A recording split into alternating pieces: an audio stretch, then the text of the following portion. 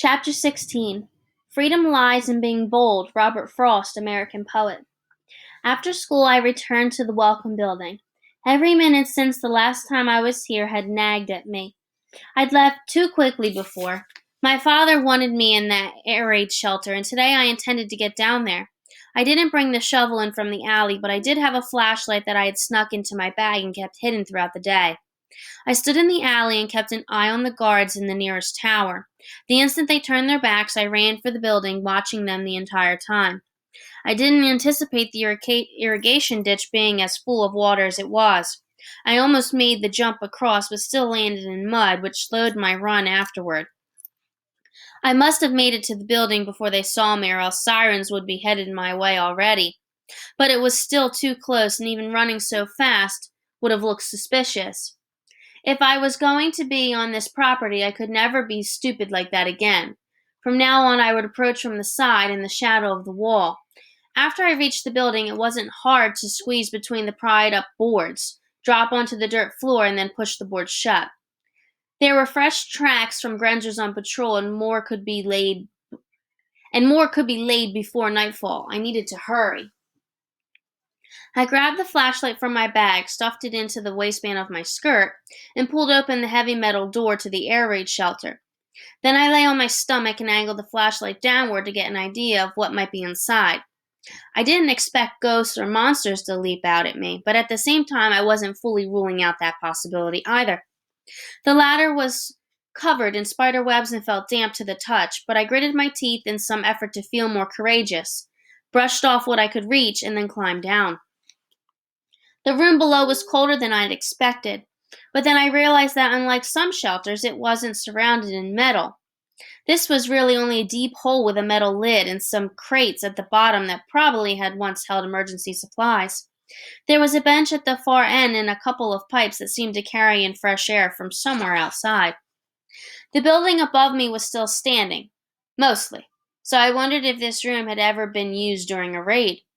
Probably it had, even if the Allied bombs had never landed here. Papa had been around my age during the war and described staying awake all night in the shelter as being too tired to stand but too nervous to sit. There he would wait with whatever group had gathered in the shelter, hearing the airplane engines coming, and then the incredible explosions as the bombs found their targets. Most of the bombings happened late in the war, and Germany's eventual defeat was certain by then. However, the Fuhrer, Adolf Hitler, wasn't ready to surrender and seemed content to let Germany be entirely destroyed for his stubbornness. By that time, the Allies didn't seem to care where their bombs fell. They blanketed Germany and particularly Berlin with destruction. My school teacher said that by the end of the war, nearly all of East Berlin had been completely destroyed. Mama said the reason East Berliners didn't fight the wall was because so many citizens considered it God's punishment for Germany's crimes in the Second World War. Maybe that was so, but God didn't seem to be punishing the West equally, and besides, the war was the crime of my grandparents' generation, and I didn't see why I should be forced to share in their penance. I was too busy with my own crime anyway, that of standing in this air raid shelter. It quickly became obvious that there was no treasure in this room. If anything had been here, it was stolen away long ago, but Papa should have expected that. He shouldn't have sent me here for something that could so easily be taken. Besides, whatever was here, he wanted me to dig for it.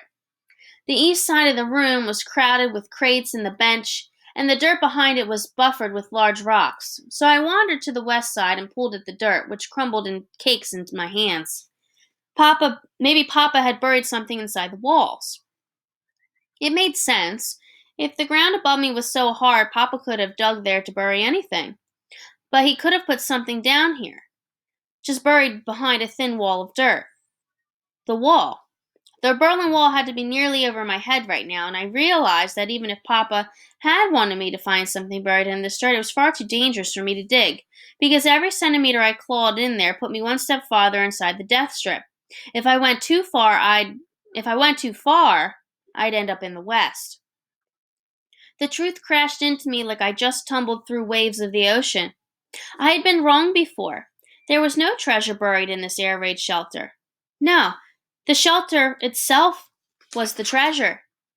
Papa must have known about this shelter because maybe he had stood in this very room as a child. This was where Papa wanted me to start digging. He wanted me to tunnel into the West, to freedom, to him.